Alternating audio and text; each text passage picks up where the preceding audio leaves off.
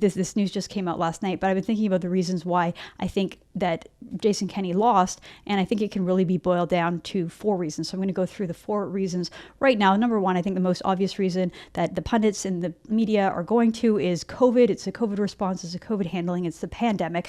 I think that's true, but there was one particular part of the COVID pandemic management that really stuck out, and I think that this really was a turning point and something that was a sticking point for many Conservatives, and that was his flip-flop when it came to vaccine passports. I think Kenney could have been forgiven by the Conservative base and by many Conservatives in Alberta for the initial lockdowns, for closing down schools, for doing all the things that everyone else was doing. But when it came to the vaccine passports, this is like a red line for many Conservatives, especially those of us with libertarian leanings. The idea that the state is going to track our health status and determine whether or not we can get into certain places and have access to certain parts of society based on our personal health status, that's a bridge too far for most of us. And the fact that it happened all over Canada is a total disgrace.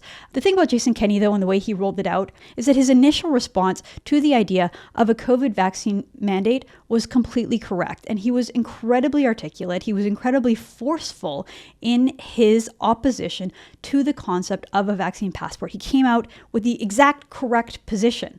And this is in the summer of 2021. This is a clip of Jason Kenney on July 12th giving the correct response and saying exactly why he vows to not cooperate with the federal government and he vows to not bring in a vaccine passport. Here's that clip. What's your position on vaccine passports for those individuals unwilling to be vaccinated? Opposed. And we've been very clear from the beginning that we will not facilitate or accept vaccine passports, and that, in fact, we regard, I believe that they would, in principle, contravene the Health Information Act and also possibly the Freedom of Information and Protection of Privacy Act.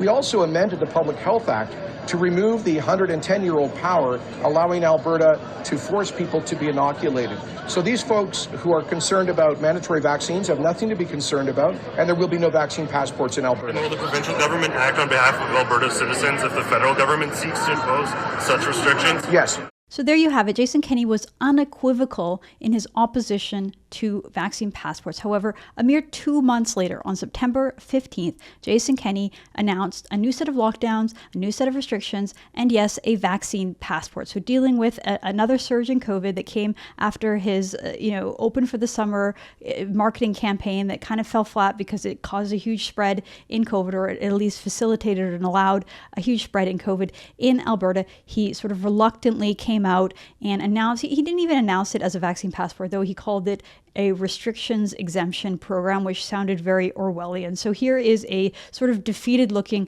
Jason Kenney announcing the exact opposite position of the principled stance that he had taken just 2 months earlier. Here's what that looked like. But it has now become clear that to save lives and prevent business closures, we must go further in encouraging vaccination and reducing the chance of infection for those who are unprotected. That is why the government has reluctantly decided to adopt the restriction exemption program, a proof of vaccination program for participation in certain discretionary activities that have a higher risk of viral transmission.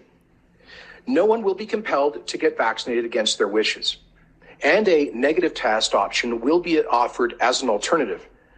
But with unvaccinated patients overwhelming our hospitals, this is now the only responsible choice that we have. So there was Jason Kenney even admitting that he had obviously done a flip-flop on this issue. And again, I think that this was just so damaging for the Premier, so upsetting to principled Conservatives who, first of all, don't want to see a vaccine passport in their province, and second of all, just don't like the idea of a politician reneging and flipping. And so I think that was to many people the final straw.